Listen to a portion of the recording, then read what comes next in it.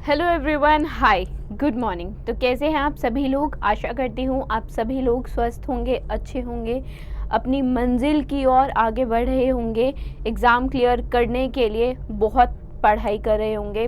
Daily current affair की video आप देखते हैं, इसकी भी मैं आशा करती हूँ, क्योंकि अगर आप स्किप करेंगे, एक साथ सारे क्वेश्चन पढ़ने लगेंगे या सारे करंट अफेयर एक साथ देखने लगेंगे 6 महीने के, 4 महीने के, तो आपको दिक्कत हो जाएगी। ये आप अच्छे से जानते हैं। डेली कवर करेंगे, फिर पीडीएफ से आप कवर करेंगे, फिर मंथली क्विज़ेस भी आती हैं, वीकली क्विज़ेस भी आती हैं, उसको भी लगाएंगे। तो साथ के साथ तैयारी आपकी अच्छी होती जाएगी। बाद में आपको एकदम से ऐसा नहीं लगेगा अरे ये तो इतना सारा पढ़ना पड़ेगा। आपको सभी चीज़ें आती होंगी, आपको सिर्फ रिवाइज करना होगा। तो मंजिल किसको मिलती है? मंजिल कुछ लोगों को जल्दी मिल जाती है, कुछ को देर में मिलती है। तो जल्दी किसको मिलती है? मंजिल जल्दी उन्हीं लोगों को मिलती है जिनके सपनों में जान होती है। पंखों से क्या होता है? उड़ान जो होती है वो हमारे हौसलों में होती है। तो इसी हौसले के साथ, उसी जज्बे के साथ आज के सेशन की शुरुआत करते हैं। आज का पहला क्वेश्चन देखते हैं। तो आइए, पहला क्वेश्चन है, अगस्त 2023 में एक घोषणा हुई थी, ठीक है, उसके अनुसार भारत के किस राज्य ने बुजुर्गों, विधवाओं और अन्य कमज़ोर वर्गों के लिए मधु बाबू पेंशन योजना। अब स्कीम का नाम आया है, मेंशन है क्वेश्चन में स्कीम। तो एक तो इसके बारे में आपको पूरी डिटेल नॉलेज होनी चाहिए, ठीक है। कभी भी कोई भी स्कीम पूछ ली जाती है, प्लस किस राज्य से संबंधित है, ठीक है। ये सारी बातें आपको अभी बता दी भी जाएंगी। बाकी अगर कहीं कुछ भी यहाँ पे मिस होता है, आप कमेंट सेक्शन में पूछ सकते हैं, ठीक है। अगर आपको लगता है कोई एडिशनल इन्फॉर्मेशन इम्पॉर्टेंट है तो वो आप कमेंट सेक्शन में भी डाल सकते हैं, ताकि और बच्चों को भी वो इन्फॉर्मेशन मिले, ठीक है। तो आओ क्वेश्चन देखते हैं। पूछ रहा है कि भारत के किस राज्य ने मधु बाबू पेंशन योजना की शुरुआत की है, ठीक है। और ये मधु बाबू पेंशन योजना, जैसा कि क्वेश्चन में मेंशन है कि बुजुर्गों, विधवाओं और अन्य कमज़ोर वर्गों के लिए ये बेसिकली इसको स्टार्ट किया गया है, इसको चालू किया गया है। तो ये की है उड़ीसा की सरकार ने। क्या ऑप्शन होगा? ऑप्शन सी करेक्ट होगा। दैट इज़ उड़ीसा गवर्नमेंट ने ये योजना, कौन सी, मधु बाबू पेंशन योजना की शुरुआत की है। किसके लिए? देखो, विडो के लिए या अनमैरिड गर्ल है उनके लिए, एल्डरली बुजुर्गों के लिए, जो वनरेबल सेक्शन है, कमज़ोर वर्ग है, उन लोगों के लिए ये पेंशन योजना लागू की है। अच्छा, उड़ीसा की कैपिटल क्या है? भुवनेश्वर। गवर्नर कौन है उनके? गणेश जी लाल। और नवीन पटनायक उनके सीएम है। ये हम सब जानते हैं, ठीक है। मधु बाबू पेंशन योजना की बात करी तो हमने अभी देखा कि उड़ीसा सरकार ने इसको एक्सटेंड किया है उसके सोशल सिक्योरिटी स्कीम के अंदर, ठीक। एल्डरली लोग, विडो और वनरेबल सेक्शन के लिए हैं। इसके बेनिफिशरीज जो है वो 32.75 लाख है, मतलब 32.75 लाख लोगों को इस योजना से फ़ायदा हुआ है। इस स्कीम के अंदर, जैसा मैंने बताया, दोबारा से बता देती हूँ, एल्डरली बुजुर्ग लोग, विडो दैट इज़ विधवा जो होती हैं, हमारी विधवा महिलाएं, ठीक है, बहनें, पर्सन विद डिसेबिलिटीज़, जो लोग विकलांग होते हैं, ठीक है। अनमैरिड वुमेन भी आती हैं, अनमैरिड महिलाएं भी आती हैं, एड्स पेशेंट भी आते हैं, और जो बच्चे अनाथ हो गए थे कोविड में वो भी आते हैं।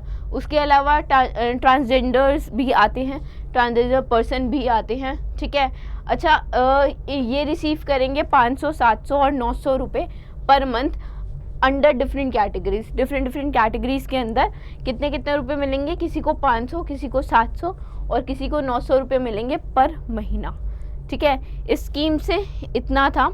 नेक्स्ट क्वेश्चन पे चलते हैं। नेक्स्ट क्वेश्चन क्या कह रहा है? नेक्स्ट क्वेश्चन है कि देखो, दक्षा अननेम्ड सिस्टम, ठीक है, जो दक्ष है, अननेम्ड सिस्टम, वो आम है मतलब सब्सिडरी है बेसिकली, ठीक है।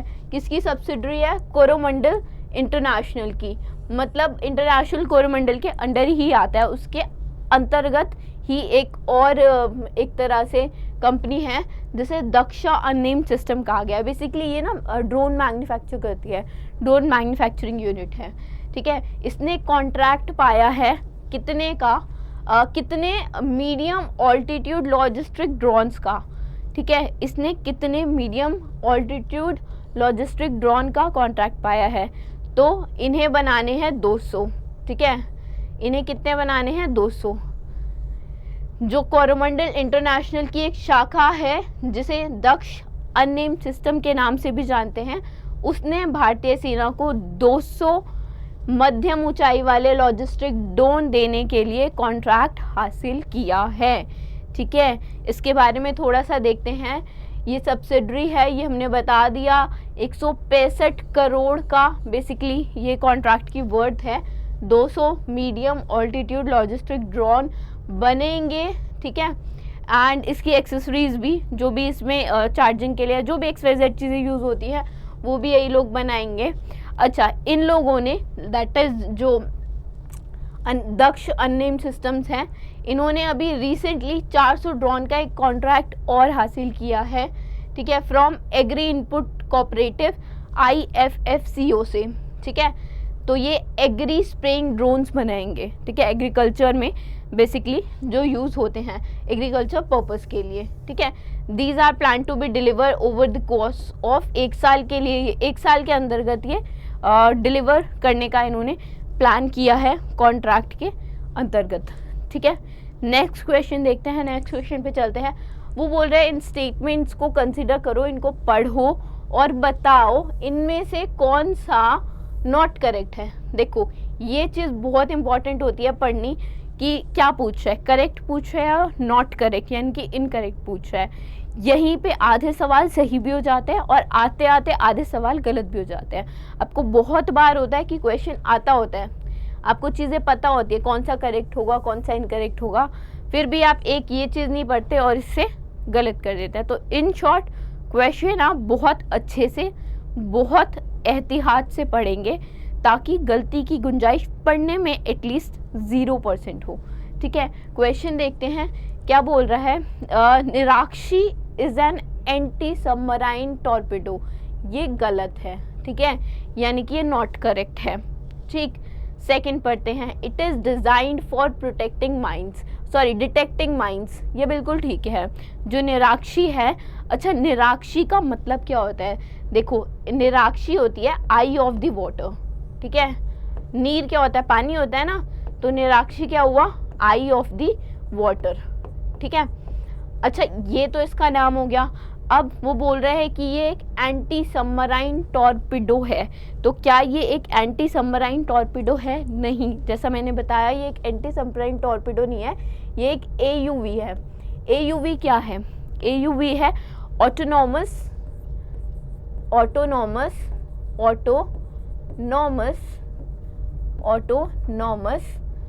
ठीक है, ऑटोनॉमस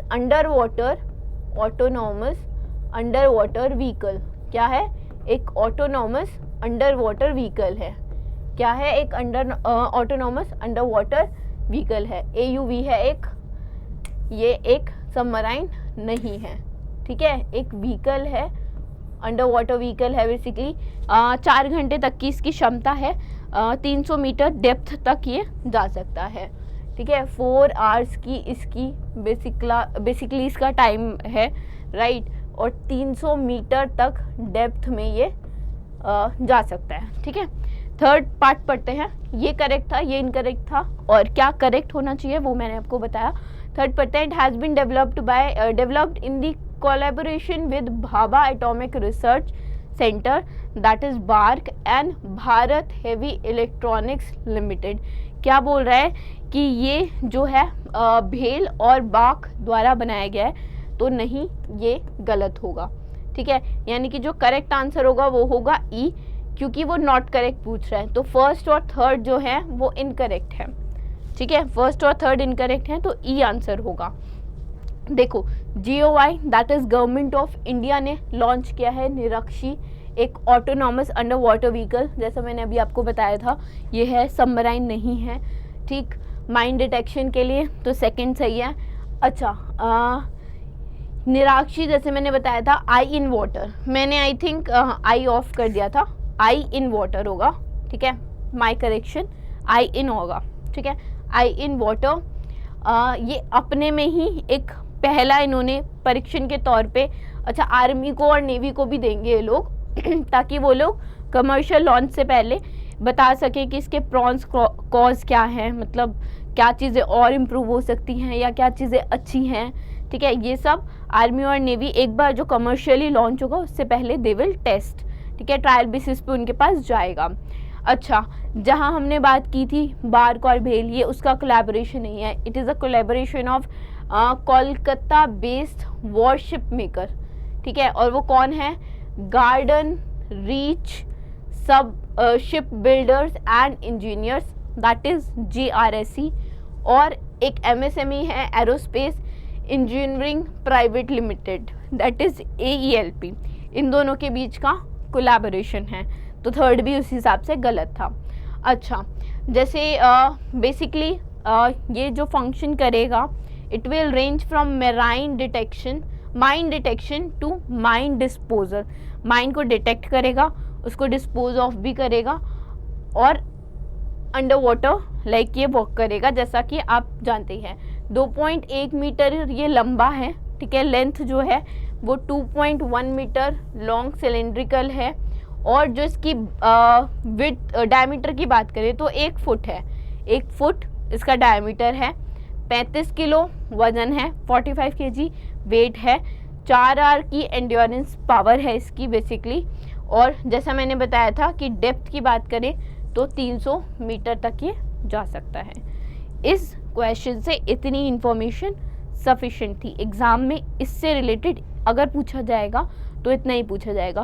क्वेश्चन आपको भले ही ऐसा ना मिले, ठीक है, बट कुछ और फॉर्म में मिलेगा तो भी जो इन्फॉर्मेशन होगी ज़रूरी जो याद करनी है वो इतनी ही होगी, ठीक है, इसमें से ही कुछ और रिफ्रेश करके पूछ सकता है। नेक्स्ट क्वेश्चन देखते हैं। अच्छा, अभी अली महामाने लामिन जीन ये अपॉइंट हुए हैं ट्रांजिशनल PM, किस देश के ट्रांजिशनल PM के तौर पे Ali Mahamane Lamine Zeine appoint हुए हैं, ठीक है। कमेंट भी कर सकते हैं आप, ऐसा नहीं है कि मैं ही क्वेश्चन बोले जा रही हूँ और मैं ही आंसर, आप भी थोड़ा सा पार्टिसिपेट कर सकते हैं। That is A answer correct है, नाइजर के ये ट्रांजिशनल PM बने हैं। अच्छा, इन्हें बनाया किसने है, देखो मिलिट्री जुंता। अब ये जुंता है क्या, जुंता बेसिकली, जुंता का मतलब होता है मीटिंग या कमेटी, ठीक है, जुंता मीन्स मीटिंग या कोई कमेटी, ठीक है। तो ये बेसिकली क्या है, नाइजर में इन्होंने मिलिट्री ने चीज़ों जो पावर है वो मिलिट्री के पास है, और जो मिलिट्री जुंता है रिपब्लिक ऑफ नाइजर की, उसने अपॉइंट किया है अली महामाने लामिन जीन को, किस तौर पे, ट्रांजिशनल PM के तौर पे। अच्छा, इन्होंने मिनिस्टर ऑफ फाइनेंस के तौर पे भी काम किया है, ठीक है, और इनकी अपॉइंटमेंट कब हुई है, इनकी अपॉइंटमेंट हुई है 1 हफ्ते बाद, किसके, जब इनके जो प्रेसिडेंट हैं, जो इनके प्रेसिडेंट थे मोहम्मद बेज़ोम, उनके जब वो हट गए उसके 1 हफ्ते बाद इनकी अपॉइंटमेंट हुई है।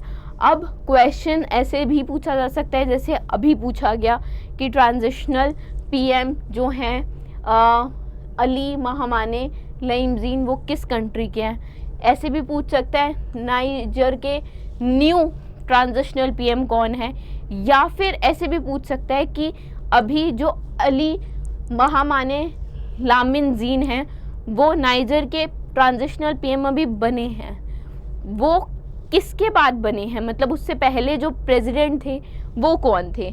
तो उससे पहले जो प्रेसिडेंट थे जिनके हटने के 1 सप्ताह बाद इनकी अपॉइंटमेंट हुई है वो हैं मोहम्मद बेज़ोम। तो ऐसे करके भी क्वेश्चन आ सकता है। स्टैटिक अगर वो पूछना चाहेगा, स्टैटिक बनाना चाहेगा तो वो कैपिटल पूछ लेगा नियामे, या फिर पूछना चाहे तो करेंसी भी पूछ सकता है, that is West African CFA franc. ठीक है, तो इस क्वेश्चन से इतनी बातें पूछ सकता है जो कि मैंने आपको बताई है। नेक्स्ट पे चलते हैं, who has elected as vice chairman of working group second, that is WG second of intergovernmental panel on climate change. देखो IPCC, जैसे आपने देखा intergovernmental panel on climate change, तो क्लाइमेट की अडॉप्शन बेसिकली वनरेबल अगर climate है किसी भी चीज़ से, तो वो सब चीज़ें ही ये जो कमिटी है वो देखती है। अच्छा, उसने पूछा है कि इनका वाइस चेयरमैन कौन बना है। इनका वाइस चेयरमैन बने हैं रमन सुकुमार, दैट इज C आंसर जो है वो बिल्कुल करेक्ट है। रमन सुकुमार जी जो है इनके वाइस चेयरमैन बने हैं। तो इंडियन इकोलॉजिस्ट है, साइंटिस्ट है। अच्छा, सबसे इम्पोर्टेंट चीज़ क्या है, वो एशियन एलिफेंट्स एक्सपर्ट हैं। ठीक है, एशियन एलिफेंट एक्सपर्ट है। क्वेश्चन इस पे भी पूछा जा सकता है कि which of the following person is related to Asiatic elephants या is an expert of Asiatic elephants. ठीक है, तो ऐसे करके भी चीज़ें पूछी जा सकती हैं घुमा फिरा के।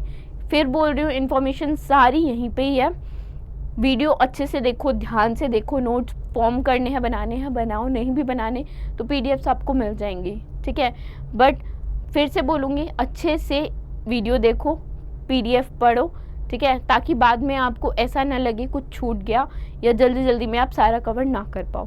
ठीक, तो क्वेश्चन पे चलते हैं। जैसे हमने बात किया कि वाइस चेयरमैन है रमन सुकुमार। अच्छा, देखो ये इनका 7th असेसमेंट रिपोर्ट थी।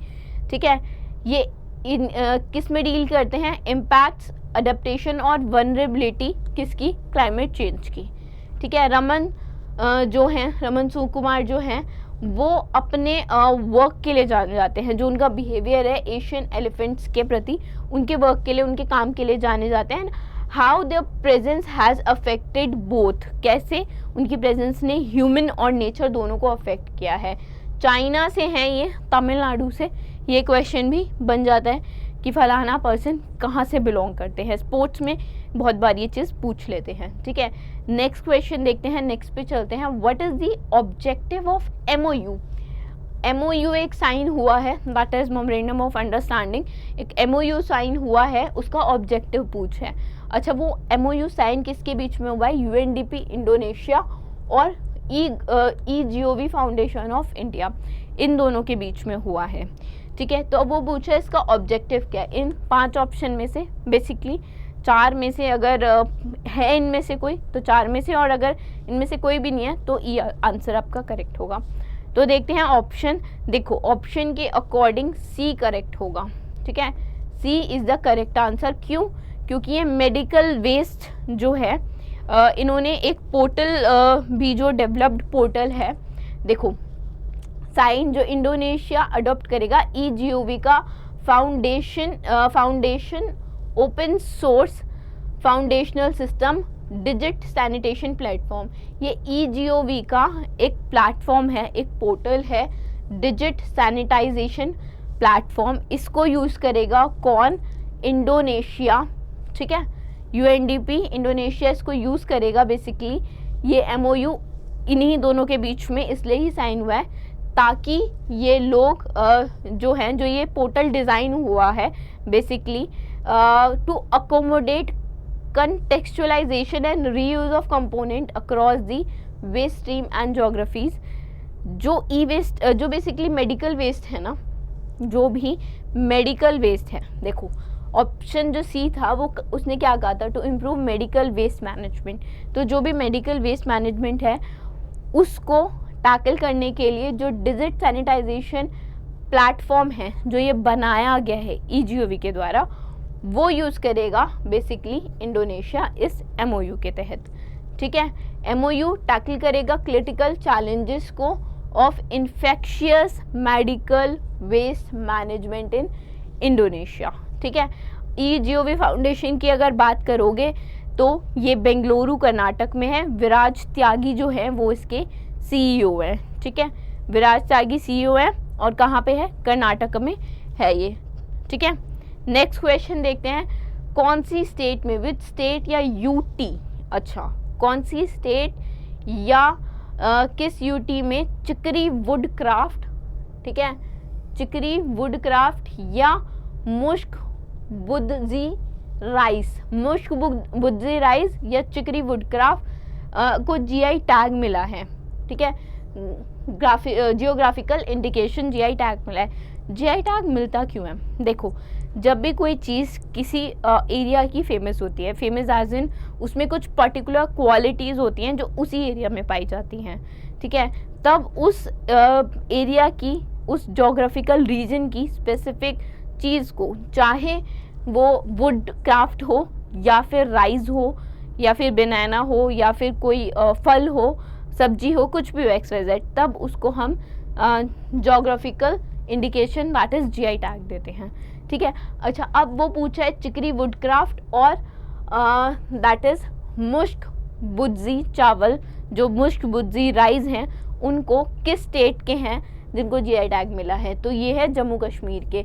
बी जो आंसर है वो बिल्कुल करेक्ट होगा, जम्मू कश्मीर इसका करेक्ट आंसर है। देखो, ये बेसिकली वुड है, अगर आपको दिख रही हो, सॉफ्ट होती है, येलो कलर की होती है, हनी येलो कलर की बेसिकली, ठीक है, और ये जो है वो राइस हैं, ठीक है।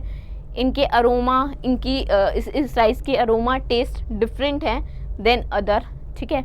चिकरी जो वुड क्राफ्ट है वो, अच्छा, राजौरी डिस्ट्रिक्ट से है, ये भी याद रखना, ये भी क्वेश्चन एक फॉर्म बन सकते हैं क्वेश्चन के रूप में, इसको भी पूछा जा सकता है, ठीक है।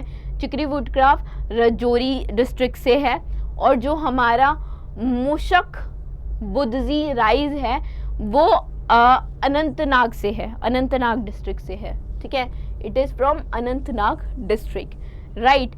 चिकरी जैसे मैंने अभी दिखाया, pale honey coloured fine grinded soft wood है, जो राजौरी डिस्ट्रिक्ट में, राजौरी हिल डिस्ट्रिक्ट्स में पाया जाता है, जम्मू प्रोविंस के। और ये जो वुड क्राफ्ट है राजौरी डिस्ट्रिक्ट का, ये कैरेक्टराइज हुआ है by intricate carving and detailing. Intricate होता है बहुत जटिल, ठीक है, तो बहुत आराम से, ध्यान से इसकी कारीगरी, इस पे कारीगरी की जाती है। जहाँ तक बात करें हम मुशक बुद्जी राइस की, तो जैसे मैंने बताया, it is a premium variety of short, छोटे, बोल्ड, ठीक है, एरोमेटिक राइस, खुशबूदार राइस हैं, चावल हैं, जो हायर जो कश्मीर रीजन, कश्मीर वैली है ना, अनंतनाग डिस्ट्रिक्ट जहाँ पे है, उसमें बेसिकली ये उगाए जाते हैं और यूनिक हैं, हार्मोनियस ब्लेंड ऑफ टेस्ट है, अरोमा है, और एक वर्ड और यूज़ हुआ है, that is rich organoleptic properties. Rich organoleptic properties क्या होती हैं? देखो, किसी भी चीज़ की ऑर्गेनोलैप्टिक प्रॉपर्टीज़ ना, उसका स्वाद, उसकी मतलब वो कैसे दिख रहा है, उसकी दृष्टि, उसकी गंध यानी कि उसकी अरोमा, उसका स्पर्श, जो हम उसको फील करते हैं, वो सब होती हैं।